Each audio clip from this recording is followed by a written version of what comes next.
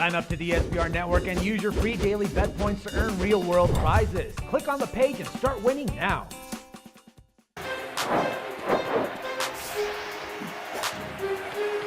Welcome everyone, I'm Jordan Shard. Now that the conference finals in both the East and the West are set in the NBA playoffs, it's time to take a look at the series prices for both of these series starting here in just a couple of days this weekend. And we'll start it off with the first game to tip off, the Miami Heat heading into Indiana to play the Pacers in this series. And from Bet365, the Heat are a whopping minus 370 favorite to win this series, whereas the Pacers come in at just under 3-1 at plus 290. Now they split their season series against one another 2-2 in 4 games this series, but as we've seen so far, the Miami Heat play no regard to regular season matchups compared to the playoffs, and that really means absolutely nothing with the Miami Heat, as was proven last round against the Brooklyn Nets. But the Pacers showed some serious weaknesses and probably problems as well, probably have not a lot of confidence, heading into this series against the two-time defending champs. And that could be an issue because, as we've seen, the Miami Heat, if they smell blood, they will attack and make this a rather short series. And I think 7 games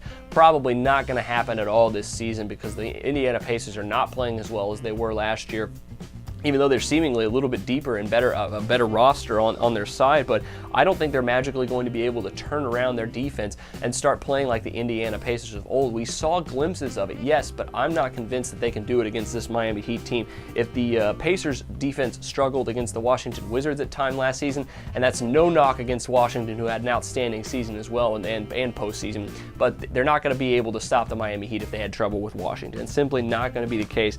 And if all that's considered, I think Miami could have the upper hand in this series and is probably the better wager at minus 370, even though that is a lot of chalk.